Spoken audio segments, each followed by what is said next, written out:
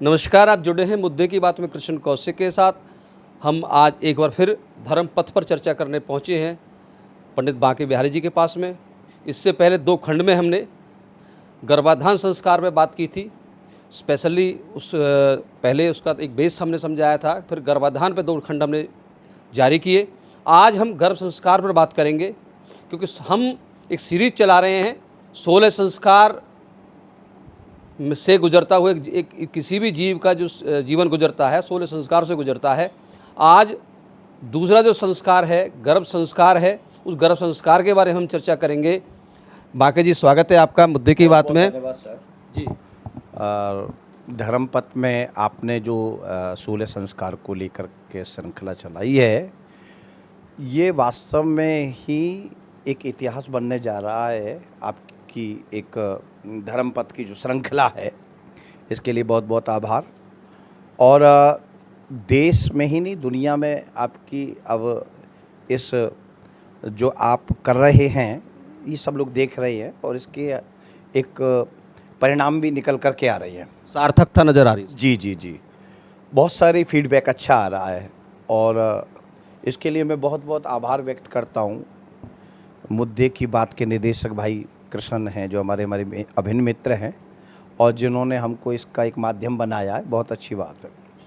Sir, ये जो हमने गर्भाधान संस्कार की जो श्रृंखला को शुरू किया था, इसके दोनों खंडों में हमने ज्योतिषीय आधार भी बताया, गर्भाधान किस प्रकार से करना चाहिए, गर्भाधान के लिए क्या क्या सावधानी बरतनी चाहिए, गर्भाधान करते समय मानव स्त्री पुरुष की मनोस्थिति कैसी होनी चाहिए, इन तमाम बातों पर प्रकाश डाला था। आज हम डालने जा रहे हैं गर्भाधान के बाद गर्भ संस्कार पर, यानी कि बच्चे के माँ के गर्भास्थ शिशु के बाद 280 दिन तक, 9 महीने तक माता पिता को किस प्रकार से उस गर्भस्थ शिशु को संस्कारित करना चाहिए, शिक्षित करना चाहिए, इस विषय पर हमारी आज चर्चा होगी। एक तरह से बच्चे के संस्कार गर्भ से शुरू हो जाते हैं कि जीवन में जो हम अपने बच्चे को पैदा होने के बाद जब समझता है सब चीज़ों को, जब उसको संस्कार, जहाँ तक बात करें संस्कारित बच्चा है, तो ये संस्कार गर्भ से शुरू हो जाता है। जी बिल्कुल। वैसे बिल्कुल मैंने एक कविता भी इसको लेकर के आज अभी बनाई है और इसमें सारी बात बहुत स्पष्ट हो जाएगी। जैसे एक किसान ज़मीन के पत्थरों को, गंदगी को और बिल्कुल उसको परिशोधित कर देता पहले ही, बीज डालने से पहले ही, इसी प्रकार से गर्भाधान करने से पूर्व हम लोगों को 5-6 महीना पहले से ही सब प्रकार से क्षेत्र की सफाई करनी चाहिए। और बीज संस्कार की भी, बीज और क्षेत्र दोनों का अन्योन्याश्रय संबंध है किसी श्रेष्ठ संतान के लिए। कि कृषक, ध्यान दीजिएगा, कृषक कृषि हेतु करता पहले भूमि तैयार, सजग होकर करता भूमि का संस्कार, बड़ी सावधानी के साथ, नहीं रहने देता भूमि पर कोई विकार, और बीज डालकर करता पवित्र फसलों का विस्तार। उसकी मेहनत और निष्ठा से फसलें उगती हैं, शुद्ध और परिष्कृत फसलें। ऐसे ही यूं ही संस्कारी संतान हेतु करें गर्भ संस्कार, निज परिवार परेश में नहीं रहने दे विकार। आज हमारे जीवन की बहुत बड़ी विडंबना हो गई है और माँ बाप इस बात के लिए चिंतनशील हो गए हैं, ज्योतिषियों, विद्वानों, आचार्यों के पास जाते हैं हाथ दिखा करके, भैया ये बच्चा हमारी सेवा करेगा नहीं करेगा, कहीं ऐसा तो नहीं है ओल्ड एज होम में डलवा दे, कहीं कुछ कर दे, कहीं कुछ कर दे। तो उसके लिए इस बात को, आज की जनमानस को पीछे की तरफ, वेदों की तरफ लौटना पड़ेगा। जैसे स्वामी दयानंद जी ने कहा था, उच्च भारत, आदर्श भारत की स्थापना करनी है, नवीन भारत की स्थापना करनी है, संस्कारी भारत की स्थापना करनी है, तो हमें वेदों की ओर लौटना पड़ेगा। ये बिल्कुल क्लियर कहा गया है। और आत्मविश्वास, ध्यान दीजिएगा, ये यूं ही संस्कारी संतान हेतु करें गर्भ संस्कार, बीज डालकर करता पवित्र फसलों का विस्तार। यूं ही संस्कारी संतान हेतु करें गर्भ संस्कार। क्या क्या? निज अपना, निज परिवार परिवेश में नहीं रहने दे विकार। आत्मविश्वास आत्मबल आनंद से करें गर्भाधान संस्कार। जिस प्रकार किसान बड़ी खुशी के साथ उत्सव बना करके बीजारोपण करता है, इसी प्रकार से गर्भाधान करना चाहिए। और ध्यान दीजिएगा, बहुत ही महत्वपूर्ण बात बताई जा रही है, बाजारी भौतिक साधनों का करें बहिष्कार। बाजार में बड़ी बड़ी गंदगी फैल रही है, जंक फूड जो खाती हैं, जंक फूड भी है सर, बहुत प्रकार के जो आंतरिक कैप्सूल वैप्सूल जो है, आप जो लोग बेचारे वो गूगल्स वगैरह में भ्रमित होकर के पौष्टिक भोजन खाएं। हाँ, शुद्ध बाजारी भौतिक साधनों का करे बहिष्कार। बीज भूमि को बना के पात्र देवे संस्कार को विस्तार। जब पात्र बन जाए, जब बीज भी पवित्र हो जाए और क्षेत्र भी पवित्र हो जाए, संस्कारी संतान से होगा देश का भौतिक और आध्यात्मिक विस्तार। कैसे? श्रवण, शिवाजी, शेखर, शास्त्री, सरदार पटेल का होगा पुनः अवतार। नहीं होगा कभी माता पिता वृद्धजनों का बहिष्कार, नहीं होगा। ध्यान दीजिएगा, लोग कहते हैं कि हम बड़े परेशान हैं, फलाने की औलाद ने उसको कहाँ कर दिया, उसको कहाँ कर दिया है, बहुत सारी बातें सामने आती हैं, आपके सामने भी आती होंगी। नहीं होगा कभी माता पिता वृद्धजनों का बहिष्कार, फिर नहीं लेंगे इस धरा पर वृद्धा आश्रम आकार। मेरे देश की पीढ़ी जब अपनाएगी गर्भाधान संस्कार। तो मेरा कहने का अभिप्राय ये है, जब as you sow so shall you reap. जिस प्रकार से आप लोग संतान को आकार और संस्कार और परिष्कार करेंगे, वैसा ही फल आपको निश्चित रूप से मिलेगा। ये बिल्कुल शास्त्रोक्त बात है, ठीक है। देखिए, महत्वपूर्ण बात यहाँ पर क्लियर यही आ रही है कि ये जो संस्कार हैं ये ऐसे ही नहीं है, इनके पीछे एक बहुत बड़ा लॉजिक है। वेद स्वयं साक्षात विज्ञान है, हमारे ऋषि मुनि साक्षात वैज्ञानिक थे, उन्होंने सोच करके शोध करके सब कार्य किए। मैं अभी तुम्हें अथर्ववेद की एक परिभाषा से इसको प्रमाणित भी करना चाहता हूँ गर्भ संस्कार को, कि धाता श्रेष्ठेन रूपेणास्य नार्या गविन्यो पुमांस्य पुत्रमदेहि 10वें मसी सूतवे। 10वें महीना की चर्चा करिए। यते सुसीमे हृदये दिवि चंद्रमसी श्रितम वेदाहम तनमा तद्व्यताम पश्ये में सर्दे शतम जीवे में सर्दे शतम सुनिया में सर्दे शतम। कहने का अभिप्राय ये है, यहाँ पे जो बात कही गई है पारस्कर ग्रह सूत्र से भी बात कर रहे हैं, यजुर्वेद के 36वें मंडल से, अथर्ववेद से भी बात कर रहे हैं।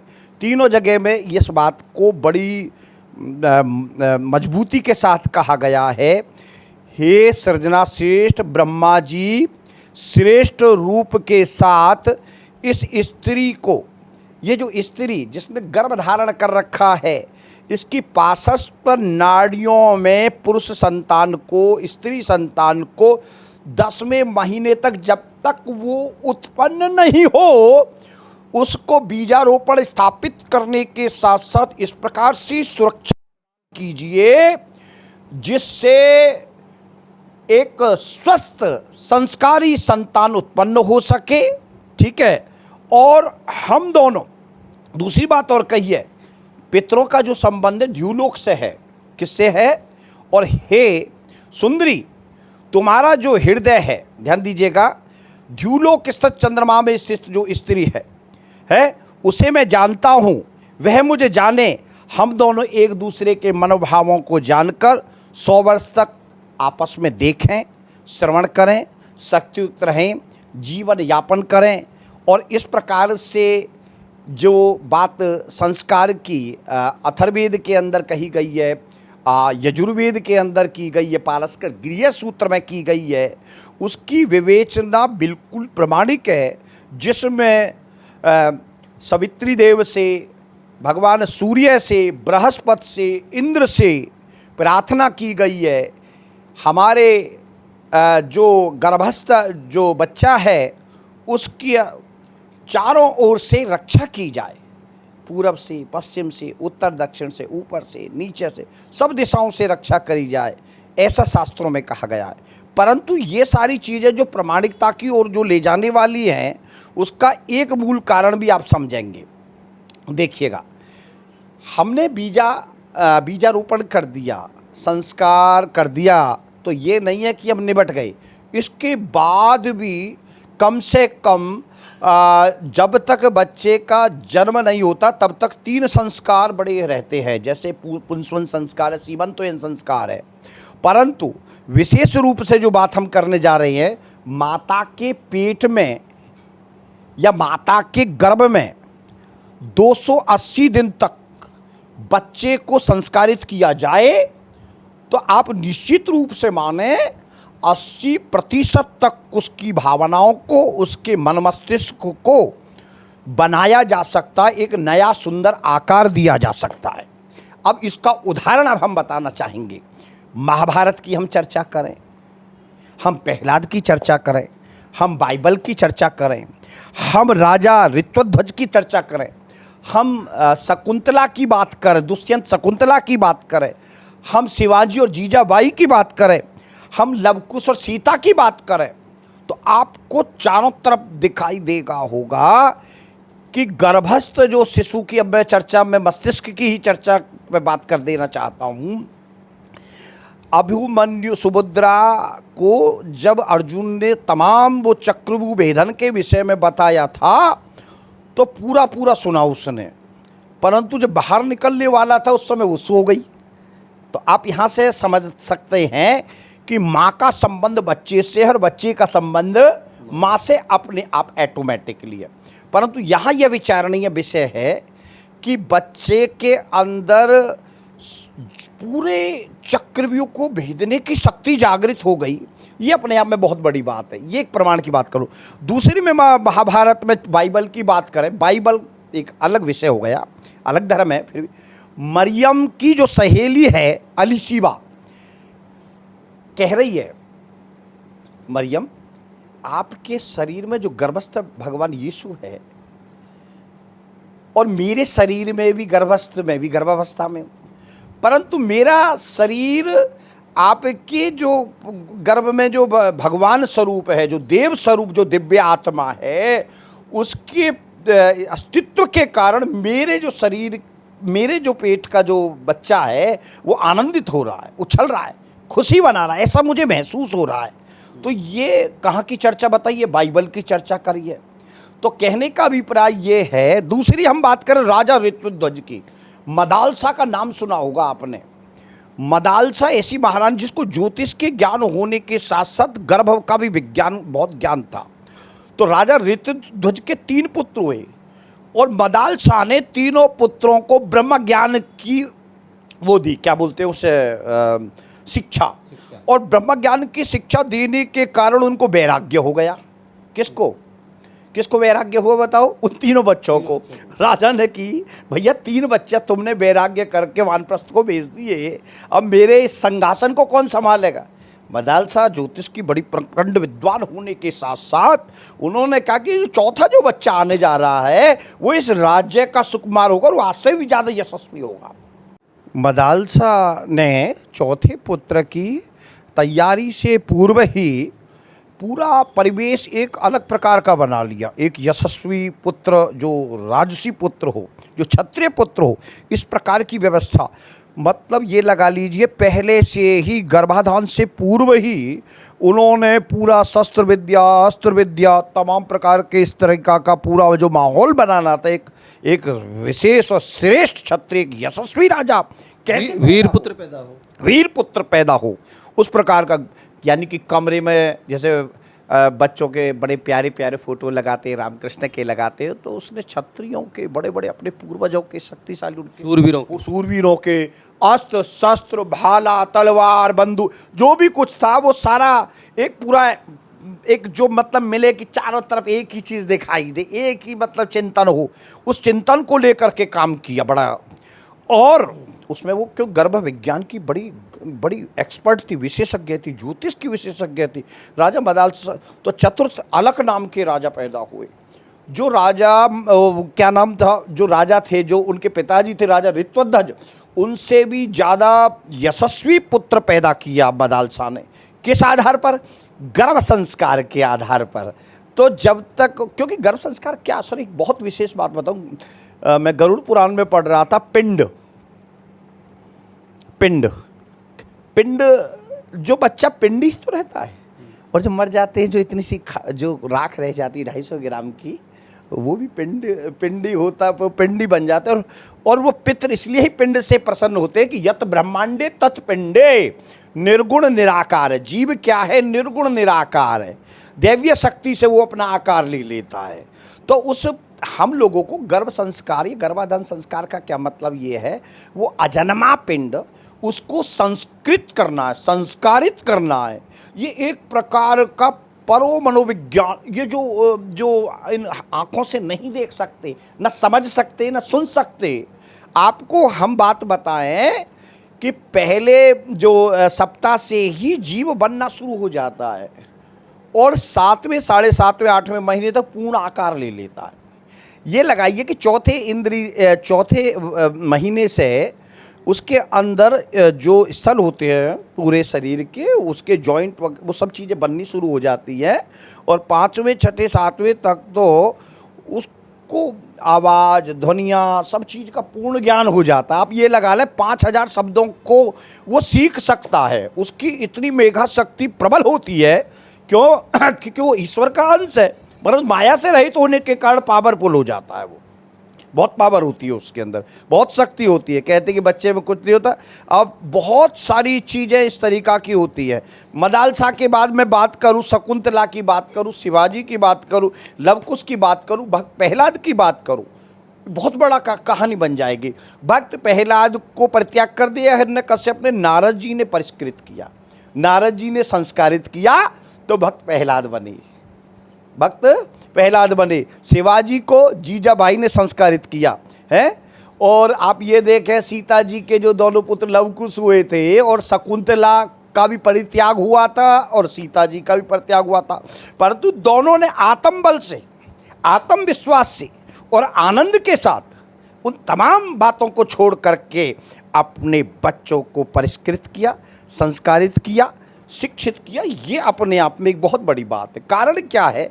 गर्भाधान संस्कार के लिए हम, गर्भाधान संस्कार के बाद जो गर्भ संस्कार की चर्चा हम कर रहे हैं बार बार, इसमें 4 कारक इम्पोर्टेंट हैं: शारीरिक विकास, मानसिक विकास, आध्यात्मिक विकास और सामाजिक विकास। हालांकि आजकल का जो विज्ञान है वो अल्ट्रासाउंड के ऊपर देखते हैं हम लोग। 5 6 बार अल्ट्रासाउंड कराया जाता है। 3 महीने के बाद बार बार बच्चे को अल्ट्रासाउंड करने के लिए, भाई बच्चा किस प्रकार से है, कमज़ोर है, उसको किस प्रकार के तत्वों की आवश्यकता है। ये तो एक भौतिक विज्ञान की बात हो गई, स्थूल शरीर की बात हो गई। मगर मूल बात यहाँ पर ये भी देखनी चाहिए डॉक्टर्स को, इस तरीक़ा के काउंसलरों की आज की डेट में ज़रूरत है, इस प्रकार की जो आध्यात्मिक रूप से भी उनको विकसित किया। शारीरिक विकास के साथ साथ मानसिक विकास भी डेवलप होना चाहिए, आध्यात्मिक विकास भी डेवलप होना चाहिए और सामाजिक विकास भी डेवलप होना चाहिए, तभी एक स्वस्थ संतान की उत्पत्ति हो सकती है। आपने बहुत ही सरल शब्दों में बांके बिहारी जी के मुखारविंद से वैज्ञानिक आधार पर गर्भ संस्कार के बारे में विशेष चर्चा सुनी। आप समझ गए होंगे कि आपका बच्चा कैसा पैदा हो, ये एक माँ पे निर्भर करता है, माँ की साधना में निर्भर करता है। माँ इसके लिए अच्छा साहित्य पढ़े, अच्छी पुस्तकें पढ़े, अच्छे महापुरुषों के जीवन का अध्ययन करे, संगीत सुने, सुपाच्य भोजन करे और ईश्वर का ध्यान करे। ये सब चीज़ें एक तरह से साधना है। उस गर्भावस्था, जो गर्भ से जो स्त्री है, जो माँ है, उसके लिए 9 महीने की साधना होती है, तभी जाके, क्योंकि संस्कार बच्चा पैदा होने के बाद शुरू हुए, संस्कार गर्भ से शुरू हो जाते हैं, पिंड से शुरू हो जाते हैं, और गर्भ से जो संस्कार शुरू होते हैं तो बच्चे का जीवन पर, सारे जीवन में प्रभाव पड़ता है। बड़े विस्तार से बांके बिहारी जी हैं, पंडित जी हैं, उन्होंने बताया हमें। हम अगले खंड में आपसे चर्चा करेंगे। अभी हुए थे हमारे साथ जुड़े रहने के लिए धन्यवाद।